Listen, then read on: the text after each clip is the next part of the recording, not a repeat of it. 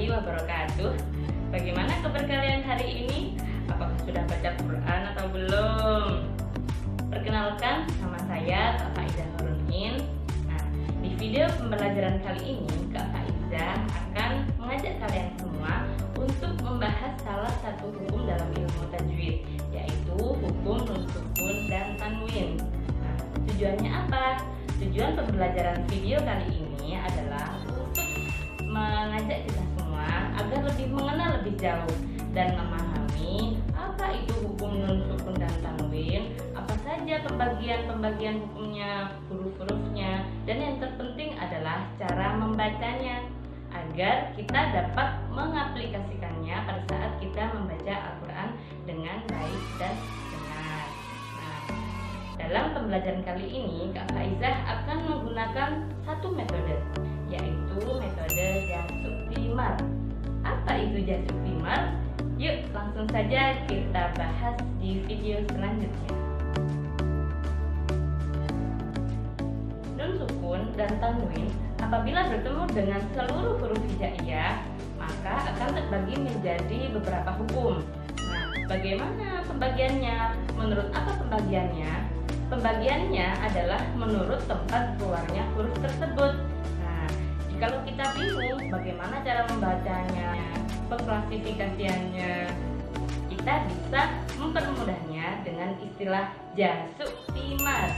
Jas jelas, suk masuk, ti ganti, dan mar adalah samar. Yang pertama adalah jas, dari kata jelas.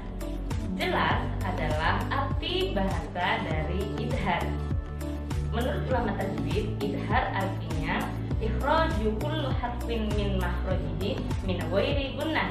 Jadi kita mengeluarkan setiap huruf itu dari tempat keluarnya tanpa disertai dengung. Lalu bagaimana cara membaca idhar? Cara membacanya adalah nun mati atau tanwin dibaca jelas dan pendek tanpa disertai dengung. Kemudian praktek membacanya apakah seperti ini? Kullun amanah. Oh no! Seperti ini. Kullun amanah. Bacaan idhar juga disebut idhar halqi. Hurufnya terdiri ada 6, yaitu hamzah, ha, kha, ain, ghain, ha. Disebut idhar halqi karena keenam huruf tersebut tempat keluarnya ada di tenggorokan. Yang kedua adalah su, dari kata masuk.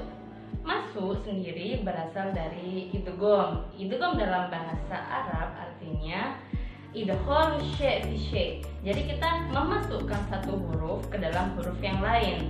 Nah, dalam konteks ini kita memasukkan huruf nun sukun ke dalam huruf selanjutnya. Jadi nanti menjadi dua huruf yang sama atau ditasydid.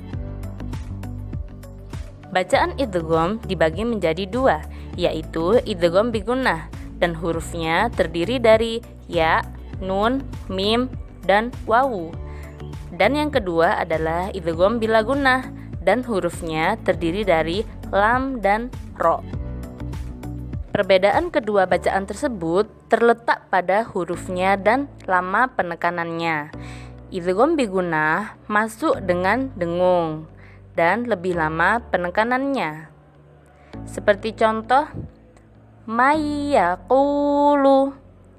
Sedangkan idgham bila gunnah masuk tanpa dengung, jadi tanpa ada penekanan. Contohnya hudal lil muttaqin.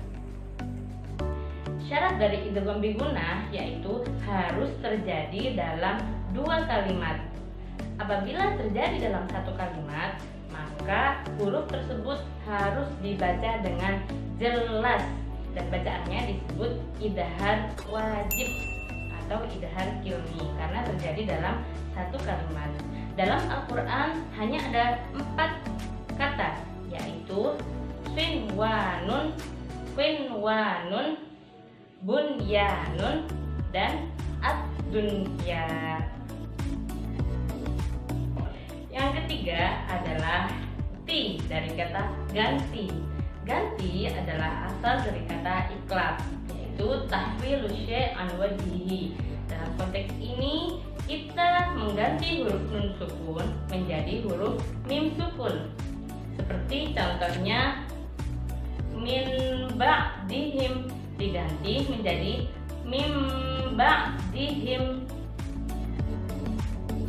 Yang terakhir adalah mar dari kata samar. Samar adalah arti dari kata ikhfa yang dalam bahasa Arab berarti as-satru atau menyamarkan. Kita menyamarkan huruf nun sukun menjadi huruf sama-samar antara jelas dan antara mendengung. Bacaan ikhfa terjadi apabila ada nun sukun atau tanwin bertemu dengan huruf yang 15 selain huruf-huruf bacaan yang telah disebutkan terdahulu. Cara membacanya adalah dengan mendengung seakan-akan ada huruf eng. Dalam pembagiannya, ikhfa dibagi menjadi 3 macam, yaitu ikhfa a'la, ikhfa awsat, dan ikhfa adna. Ikhfa a'la masa dengungnya lebih lama daripada ikhfa awsat dan ikhfa adna. Ikhfa awsat masa dengungnya sama, tidak panjang dan tidak pendek. Dan ikhfa adna masa dengungnya yang paling pendek. Contoh dari ikhfa a'la, min thayyibati. Contoh dari ikhfa awsat, anfusakum. Contoh dari ikhfa adna, mangkana. Nah, setelah selesai pada pembelajaran kali ini, apakah sudah paham mengenai hukum nun sukun dan tanwin atau belum? Nah, diharapkan kita semua dapat memahami hukum nun sukun dan tanwin agar kita dapat mengaplikasikannya dan menerapkannya ketika kita membaca Al-Quran. Jadi kita bisa membaca Al-Quran dengan baik dan benar. Kemudian apabila kita masih bingung mengenai hukum nun sukun dan tanwin, pakai saja istilah jasu timar. Apakah ini termasuk jas atau su atau ti atau samar? Semoga pelajaran kali ini bermanfaat. Terima kasih. Wassalamualaikum warahmatullahi wabarakatuh.